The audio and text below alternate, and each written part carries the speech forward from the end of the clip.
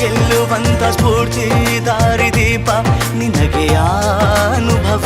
6 ತಿಂಗಳು ಆದಮೇಲೆ ಗೊತ್ತಾಯಿತು ಈ ಥರ ಅವಳಿಗೆ ಕಾಣಿಸ್ತಾ ಇಲ್ಲ. ನಾನು ಫಸ್ಟ್ PU ಮತ್ತು ಸೆಕೆಂಡ್ PU ಅಲ್ಲೆಲ್ಲ ಲ್ಯಾಪ್ಟಾಪಲ್ಲೇ ನೋಟ್ಸ್ ಟೈಪ್ ಮಾಡಿಕೊಂಡು ಸ್ಕ್ರೀನ್ ರೀಡರ್ ಮೂಲಕ ಲ್ಯಾಪ್ಟಾಪಲ್ಲೇ ಓದ್ತಾ ಇದ್ದೆ. ಆವಾಗ ನಮ್ಮ ಎಕನಾಮಿಕ್ಸ್ ಟೀಚರ್ ಜ್ಯೋತಿ ಮ್ಯಾಮ್ ಅಂತ ಅವರು ಕಾಲೇಜ್ ಆದಮೇಲೆ ನನ್ನನ್ನು ಕರ್ಕೊಂಡು ಹೋಗಿ ಕೈ ಮೇಲೆ ಅದನ್ನು ಡ್ರಾ ಮಾಡಿ ಎಕ್ಸ್ಪ್ಲೈನ್ ಮಾಡ್ತಾಯಿದ್ರು. ಮತ್ತು ನನಗೆ ಅಕೌಂಟೆನ್ಸಿ 100 ಬಂತು. ಅದೇ ನನಗೆ ತುಂಬ ಖುಷಿ ಆಯಿತು. ಏನು ಮಾಡಬೇಕು ಅಂತಿದ್ದೀರಿ ಮುಂದೆ? Next chartered accountancy. ಮಕ್ಕಳಿಗೆ ಕಣ್ಣಿರಲಿ ಕಾಲಿರಲಿ ಇರದೇ ಇರಲಿ ಅದು ಮಕ್ಕಳೇ ನಮ್ಮ ಮಕ್ಕಳು. ಈ ನನ್ನ ಸಹೋದರಿ ಸ್ನೇಹಿತರೆ, ಇವರು ಜೈನ್ ಕಾಲೇಜ್ನಲ್ಲಿ PUC ಕಾಮರ್ಸ್ ಓದ್ತಾರೆ. ಇವರು ಎಕ್ಸಾಮ್ ಬರೆಯುವವರ ಸಹಾಯ ಇಲ್ಲದೆ ಸ್ನೇಹಿತರೆ ತಾವೇ ಪರೀಕ್ಷೆ ಬರೆದು 600ಕ್ಕೆ 586 ಅಂಕಗಳನ್ನು ತೆಗೆದು ಹತ್ತಿರ 97% ಅಂಕಗಳನ್ನು ತೆಗೆದು ಒಂದು ರೀತಿ ಎಲ್ರಿಗೂ ಮಾದರಿಯಾಗಿದ್ದಾರೆ. ಈ ಪ್ರೇರಣಾತ್ಮಕವಾದಂಥ ಈ ವಿಡಿಯೋಗೆ ತಮಗೆಲ್ಲರಿಗೂ ಆತ್ಮೀಯವಾದ ಸ್ವಾಗತ.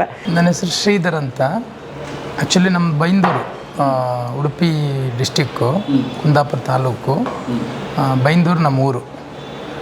ನಾವು ತುಂಬ ಚಿಕ್ಕದಿಂದನೇ ಇಲ್ಲಿ ಹೋಟೆಲ್ ಡಿಪಾರ್ಟ್ಮೆಂಟಲ್ಲಿ ಇರೋದು. ನಮ್ಮ ಈ ಹೋಟ್ಲಲ್ಲಿ ಇನ್ಚಾರ್ಜ್. ಆಯಿತು, ನನಗೆ 12 ಇಯರ್ಸ್ ಇರುವಾಗಲೇ ಬಂದೆ. ನೀವು ಚಿಕ್ಕವರಿದ್ದಾಗ? ಹೌದೌದು. ನಮಗೆ ತಂದೆ ತಾಯಿ ಎಲ್ಲ ಚಿಕ್ಕವರಿರುವಾಗಲೇ ತೀರ್ಕೊಂಡ್ರು. ನಮ್ಮ ಅಣ್ಣ ನಮ್ಮ ಜೊತೆಲೇ ನನ್ನ ಸಾಕಿರ್ದವರೇ.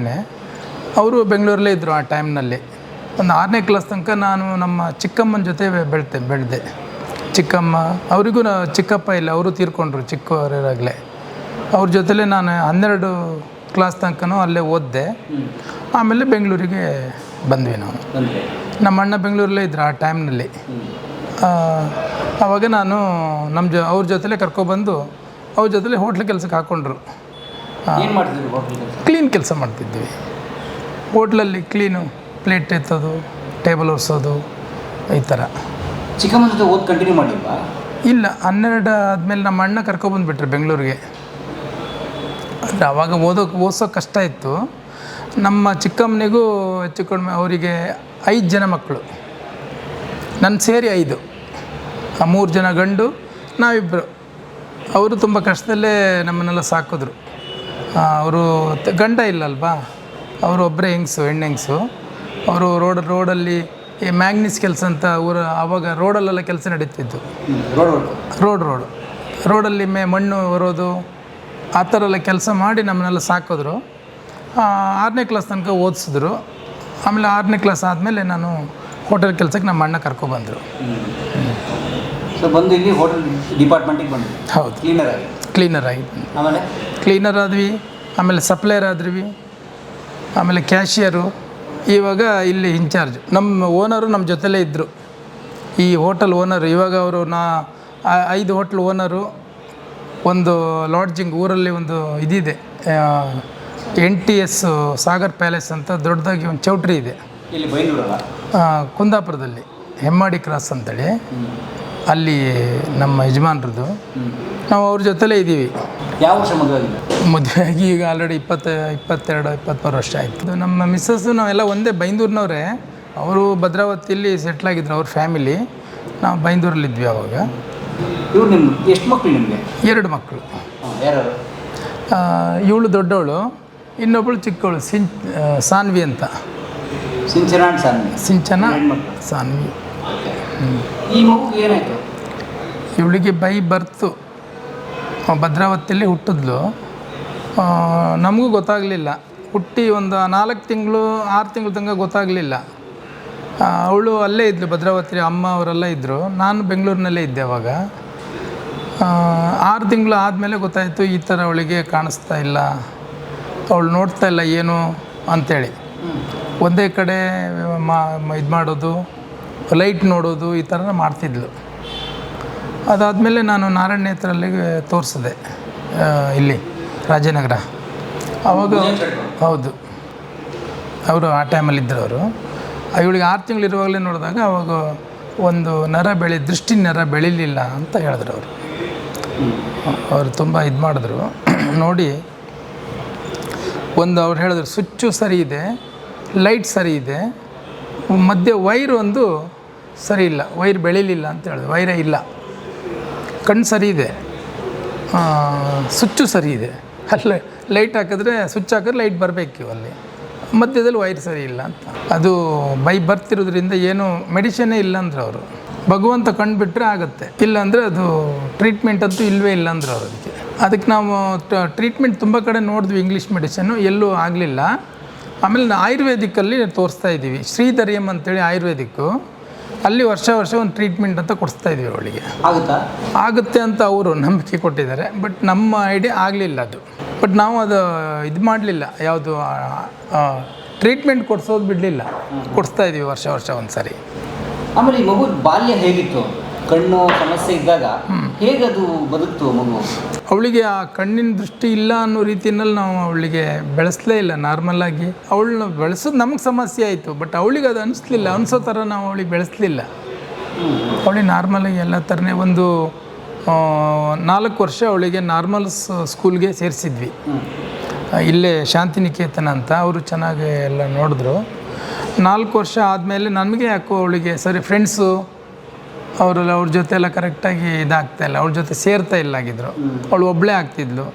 ಅವಳಿಗೆ ಫಸ್ಟಿಗೆ ಮುಂದೆ ಬೆಂಚಲ್ಲೇ ಬಿಟ್ಟರು, ಆಮೇಲೆ ಲಾಸ್ಟ್ ಹಿಂದೆ ಬೆಂಚಿಗೆ ಹಾಕೋ ಶುರು ಮಾಡಿದ್ರು. ಬಟ್ ಚೆನ್ನಾಗಿದ್ಲು ಅವಳು, ಅಲ್ಲೂ ಚೆನ್ನಾಗಿ ಓದ್ತಿದ್ಲು, ಎಲ್ಲ ಮಾರ್ಕ್ಸ್ ಎಲ್ಲ ಚೆನ್ನಾಗಿ ಬರ್ತಿತ್ತು. ಆದರೆ ಮನೇಲಿ ಓಡಾಡುವಾಗ ಸ್ವಲ್ಪ ಅವಳಿಗೆ ಅಲ್ಲಿ ಇಲ್ಲಿ ಹೊಡ್ಕೊಳ್ಳೋದು ಅದೆಲ್ಲ ಮಾಡ್ತಿದ್ಲು, ಬೀಳೋದು ಹೇಳೋದು. ಅಂದರೆ ಅವಳಿಗೆ ಎಲ್ಲಿ ಹೋಗ್ಬೇಕಂತ ಗೊತ್ತಾಗ್ತಾ ಇಲ್ಲ ಆಗಿತ್ತಲ್ಲ. ಆಮೇಲೆ ಸ್ವಲ್ಪ ಏಜ್ ಆಗ್ತಾ ಹೀಗೆ ಹೋಗಬೇಕು ಎಲ್ಲ ಗೊತ್ತಾಗ್ತಿತ್ತು. ಬಟ್ ಅವಳ ಕೆಲಸ ಅವಳು ಮಾಡ್ಕೊತಾಳೆ, ಏನೂ ತೊಂದರೆ ಇಲ್ಲ, ಹೋಗೋದು ಬರೋದು. ಹೊರಗಡೆ ಅವಳಿಗೆ ಹೋಗೋಕ್ಕಾಗಲ್ಲ. ಆಮೇಲೆ ಯಾರು ಪರಿಚಯ, ಇವಾಗ ನನ್ನ ಪರಿಚಯನೂ ಅವಳಿಗೆ ನಾನು ಮಾತಾಡ್ರೆ ಮಾತ್ರ ಡ್ಯಾಡಿ ಅಂತ ಗೊತ್ತಾಗುತ್ತೆ, ನಾನು ಮಾತಾಡಿಲ್ಲ ಹಂಗೆ ಸುಮ್ಮನೆ ಬಂದಂಗೆ ಗೊತ್ತಾಗಲ್ಲ. ಒಂದು ಅಂದಾಜಲ್ಲಿ ಹೇಳ್ತಾಳೆ ಡ್ಯಾಡಿ ಮಮ್ಮಿ ಅಂತ. ಈ ಥರದಲ್ಲೇ ಅವಳನ್ನ ಬೆಳೆಸಿದ್ದೀವಿ, ಏನು ತೊಂದರೆ ಆಗದಿರ್ತಾರೆ ಬೆಳೆಸಿದ್ದೀವಿ ಅವಳನ್ನ. ನಮ್ಮ ಮಕ್ಕಳಲ್ವ, ನಾವು ನೋವು ಅಂತ ಅಂದ್ಕೊಳ್ಳೋಕ್ಕಾಗಲ್ವೇ? ನಾವು ನೋವು ಅಂತ ಅಂದ್ಕೊಳ್ಳೇ ಇಲ್ಲ ಇವತ್ತಿನವರೆಗೂ ಅವಳನ್ನ. ಮಕ್ಕಳಿಗೆ ಕಣ್ಣಿರಲಿ ಕಾಲಿರಲಿ ಇರದೇ ಇರಲಿ, ಅದು ಮಕ್ಕಳೇ, ನಮ್ಮ ಮಕ್ಕಳು.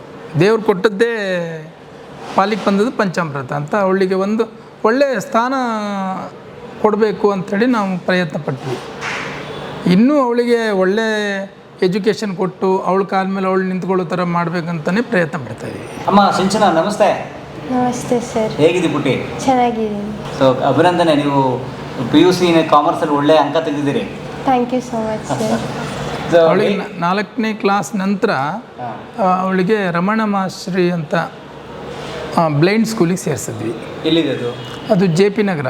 ಎಲ್ಲ ಮಗದು JP ನಗರ 3rd phase. ರಾಗಿಗುಡ್ಡ ದೇವಸ್ಥಾನ ಇದೆಯಲ್ಲ, ಅಲ್ಲಿ ಸ್ವಲ್ಪ ಮುಂದೆ SLV ಹೋಟೆಲ್ ಪಕ್ಕದಲ್ಲಿದೆ. ಅಲ್ಲಿ ತುಂಬ ಚೆನ್ನಾಗಿ ಹೇಳ್ಕೊಟ್ರು. ಅವಳಿಗೆ ಒಳ್ಳೆ ಓದಿಸೋದು, ಬ್ರೈಲು. ಅಂದರೆ ಅವಳಿಗೂ ನಾವು ಇಲ್ಲಿ 4ನೇ ಕ್ಲಾಸಿಗೆ ಬಿಟ್ವಿ, ಆಮೇಲೆ ಅಲ್ಲಿ ಹೋಗಿ ಮತ್ತೆ ಪುನಃ 4ನೇ ಕ್ಲಾಸಿಗೆ ಸೇರಿಸಿದ್ವಿ. ಅಲ್ಲಿಂದ ಅವಳಿಗೆ ಆ ಟೈಮಲ್ಲಿ ಬ್ರೈಲು ಚೆನ್ನಾಗೆಲ್ಲ ಹೇಳ್ಕೊಟ್ರು. ಆಮೇಲೆ ಲ್ಯಾಪ್ಟಾಪೆಲ್ಲ ಇಲ್ಲಾಗಿತ್ತು. ಆಮೇಲೆ ಲ್ಯಾಪ್ಟಾಪ್ ಅವರಿಗೆ ಕೊಟ್ಟು ಲ್ಯಾಪ್ಟಾಪಲ್ಲೇ ಟ್ರೈನಿಂಗ್, ಓದೋ ಥರ ಬರೆಯೋ ಥರ ಟಾಕ್ ಬ್ಯಾಕು ಅದೆಲ್ಲ ಚೆನ್ನಾಗಿ ಟ್ರೈನಿಂಗ್ ಕೊಟ್ಟು ತುಂಬ ಇಂಪ್ರೂವ್ಮೆಂಟ್ ಮಾಡಿಸಿದ್ರು ಅವಳಿಗೆ ಅಲ್ಲೇ. ಹೇಗೆ ಓದ್ಲಿಕ್ಕೆ ತೊಂದರೆ ಆಗಲಿಲ್ವಾ ನಿಮಗೆ ಕಣ್ಣಿನ ಸಮಸ್ಯೆಗೂ ಮತ್ತು ಓದಲಿಕ್ಕೂ? ನಾನು ಓದೋದಕ್ಕೂ ಕೂಡ ಲ್ಯಾಪ್ಟಾಪ್ ಯೂಸ್ ಮಾಡ್ತಾ ಇದ್ದೆ. ನಮಗೆ ಲ್ಯಾಪ್ಟಾಪ್ ಟ್ರೈನಿಂಗ್ SRMAB ಅಲ್ಲಿರುವಾಗ ಮಾಲತಿ ಮ್ಯಾಮ್, ಗೋಪಾಲನ್ ಸರ್, ಹಾಗೆ ನಮ್ಮ ಕಂಪ್ಯೂಟರ್ ಟೀಚರ್ಸ್ ಎಲ್ಲ ಟ್ರೈನ್ ಮಾಡಿದ್ರು. ಅದಾದಮೇಲಿಂದ ನಾನು ಫಸ್ಟ್ PU ಮತ್ತು ಸೆಕೆಂಡ್ PU ಅಲ್ಲೆಲ್ಲ ಲ್ಯಾಪ್ಟಾಪಲ್ಲೇ ನೋಟ್ಸ್ ಟೈಪ್ ಮಾಡಿಕೊಂಡು, ಲೈಕ್ ಟೀಚರ್ಸ್ ಡಿಕ್ಟೇಟ್ ಮಾಡ್ತಾರಲ್ವ, ಅದನ್ನು ನೋಟ್ ಮಾಡಿಕೊಂಡು PDFs ಎಲ್ಲ ಶೇರ್ ಮಾಡ್ತಾಯಿದ್ರು ಟೀಚರ್ಸ್ ನಮಗೆ. ಅದನ್ನು ಸ್ಕ್ರೀನ್ ರೀಡರ್ ಮೂಲಕ ಲ್ಯಾಪ್ಟಾಪಲ್ಲೇ ಓದ್ತಾ ಇದ್ದೆ. ಈ ಲ್ಯಾಪ್ಟಾಪ್ ಟಚ್ ಯಾವಾಗ ಬಂತು ನಿಮಗೆ? ಕ್ಲಾಸ್ 8ಅಲ್ಲಿರುವಾಗ. ರಮಣ ಮಹರ್ಷಿ ಸ್ಕೂಲಲ್ಲ? ಹಾಂ, ರಮಣ ಮಹರ್ಷಿ ಸ್ಕೂಲಲ್ಲಿ ಮಾಲತಿ ಮ್ಯಾಮ್ ಅಂತ ನಮ್ಮ ಎಜುಕೇಷನಲ್ ಕೋಆರ್ಡಿನೇಟರ್ ಅವರು, ಅವರೇ ಲ್ಯಾಪ್ಟಾಪ್ನ ನಮಗೆ ಇಂಟ್ರಡ್ಯೂಸ್ ಮಾಡಿಸಿದ್ರು. ಆ್ಯಂಡ್ ಟ್ರೈನರ್ಸ್ನ ಕರೆಸಿದ್ರು ಆಚೆಯಿಂದ, ಅವ್ರು ನಮಗೆ ಟ್ರೈನ್ ಮಾಡಿದ್ರು. ಈಗ ನೀವು ಅಂದರೆ ನಿಮಗೆ ಬರೆಯೋಕ್ಕಾಗಲ್ವಾ? ಬರೆಯೋಕ್ಕೆ ಲೈಕ್ ನಂಗೆ ಬರುತ್ತೆ, ಆಲ್ಫಾಬೆಟ್ಸ್ ಎಲ್ಲ ಗೊತ್ತು, ಇಂಗ್ಲೀಷ್ ಕನ್ನಡ ಹಿಂದಿ ಎಲ್ಲ ಗೊತ್ತು ನನಗೆ ಬರೆಯೋದಕ್ಕೆ. ಬಟ್ ಅದು ಹ್ಯಾಂಡ್ ರೈಟಿಂಗ್ ಪ್ರಾಪರಾಗಿ ಬರಲ್ಲ. ಆದರೆ ಬರೆಯೋದು ಕಲ್ತಿದ್ದೀರಿ ನೀಟಾಗಿ? ಹಾಂ, ಬರುತ್ತೆ. ನಾನು LKG ಇಂದ 4th ಸ್ಟ್ಯಾಂಡರ್ಡ್ವರೆಗೂ ಸೈಟೆಡ್ ಸ್ಕೂಲಲ್ಲೇ ಓದಿದ್ದಲ್ವ, ಸೊ ನನಗೆ ಗೊತ್ತು. SLC ಎಷ್ಟು ಬಂತು ಮಾರ್ಕ್ಸು? SSLC 86% ಬಂತು. ಅದು ಡ್ಯೂ ಟು ಸ್ಕ್ರೈಬ್ ಪ್ರಾಬ್ಲಮ್ಸ್ ಆಗಿದ್ದು. ಆ್ಯಕ್ಚುಲಿ ನನಗೆ ಸೈನ್ಸ್ ಎಕ್ಸಾಮ್ ಇರುವಾಗ ಸ್ಕ್ರೈಬ್ ಲೈಕ್ ಎದ್ದು ಹೋದರು. ಆಮೇಲೆ ಮ್ಯಾಥ್ಸ್ ಎಕ್ಸಾಮ್ಸ್ ಇರುವಾಗ ಸ್ಕ್ರೈಬ್ ಚೆನ್ನಾಗಿ ಬರ್ದಿಲ್ಲ, ಲೈಕ್ ಈ ಥರ ಎಲ್ಲ ಪ್ರಾಬ್ಲಮ್ಸ್ ಆಯಿತು. ಅದಕ್ಕೆ ನಾವು ಡಿಜಿಟಲಿ ಎಕ್ಸಾಮ್ ತೊಗೊಬೇಕು ಅಂತ, ಇಂಡಿಪೆಂಡೆಂಟಾಗಿ ಎಕ್ಸಾಮ್ ಬರಿಬೇಕು ಅಂತ ಈ ಸಲ ಫೈಟ್ ಮಾಡಿದ್ದು. ಸ್ಪೆಷಲಿ ಮಾಲತಿ ಮ್ಯಾಮ್ ಅವ್ರು ತುಂಬ ಹೆಲ್ಪ್ ಮಾಡಿದ್ರು. ಸ್ಕ್ರೈಬ್ ಅಂದರೆ ನಮ್ಮ ಜೊತೆ ಒಬ್ಬರು ಇರ್ತಾರೆ, ಅವರು ಕ್ವೆಶನ್ಸ್ನ ರೀಡ್ ಔಟ್ ಮಾಡ್ತಾರೆ, ಕ್ವೆಶನ್ ಪೇಪರಲ್ಲಿರೋದನ್ನು.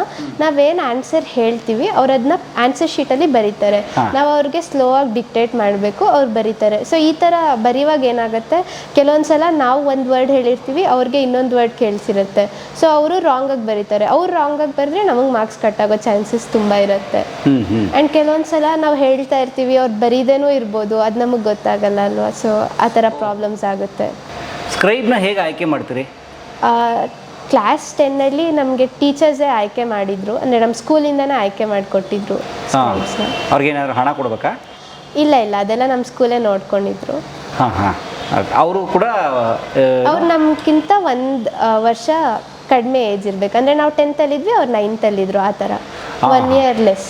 ಸೊ ಆ ರೀತಿ 10ನೇ ಕ್ಲಾಸಲ್ಲಿ 86% ಬಂತು.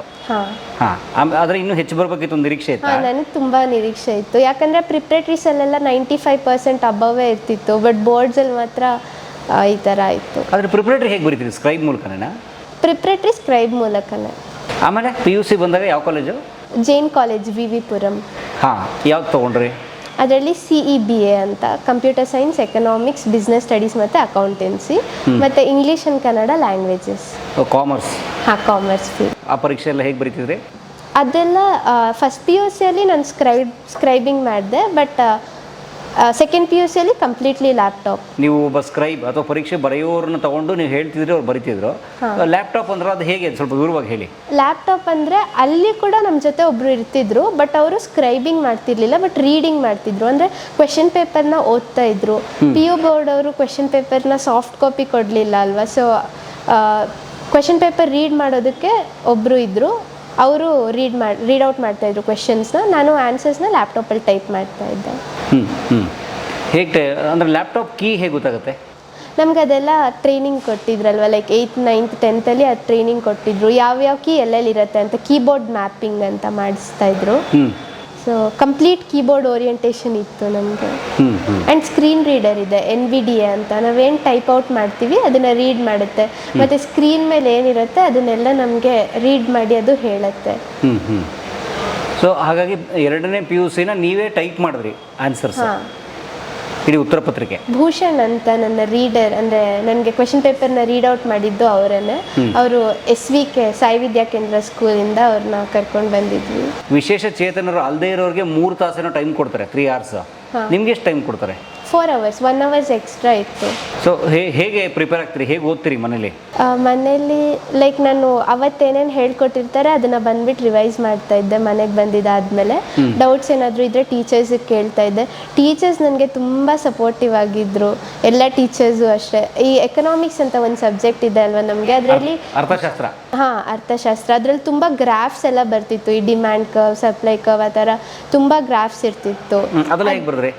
ಅದು ನನಗೆ ತುಂಬ ಕಷ್ಟ ಆಗ್ತಿತ್ತು. ಆವಾಗ ನಮ್ಮ ಎಕನಾಮಿಕ್ಸ್ ಟೀಚರ್ ಜ್ಯೋತಿ ಮ್ಯಾಮ್ ಅಂತ, ಅವರು ಕಾಲೇಜ್ ಆದಮೇಲೆ ನನ್ನನ್ನು ಕರ್ಕೊಂಡು ಹೋಗಿ ಕೈ ಮೇಲೆ ಅದನ್ನು ಡ್ರಾ ಮಾಡಿ ಎಕ್ಸ್ಪ್ಲೈನ್ ಮಾಡ್ತಾಯಿದ್ರು ಮತ್ತೆ. ಆ್ಯಂಡ್ ಅವರು ಥ್ರೆಡ್ಡಿಂಗ್ ಮಾಡಿದ್ರು, ಅಂದರೆ ಗ್ರಾಫ್ ಬುಕ್ಕಲ್ಲಿ, ಅಂದರೆ ಒಂದು ನೋಟ್ ಬುಕ್ಕಲ್ಲಿ ಡ್ರಾ ಮಾಡಿಬಿಟ್ಟು ಅದ್ರ ಮೇಲೆ ದಾರ ಅಂಟಿಸ್ತಿದ್ರು, ಸೊ ದಟ್ ನಾನು ಟಚ್ ಆ್ಯಂಡ್ ಫೀಲ್ ಮಾಡಿಬಿಟ್ಟು ಡಯಾಗ್ರಾಮ್ನ ನೆನ್ಪಿಟ್ಕೊಬೋದು. ಆ ಥರ ಎಲ್ಲ ಡಯಾಗ್ರಾಮ್ಸು ಆ ಥರ ಮಾಡಿದ್ದಾರೆ. ಆಲ್ಮೋಸ್ಟ್ ಒಂದು 60 ಡಯಾಗ್ರಾಮ್ಸ್ ಇದೆ.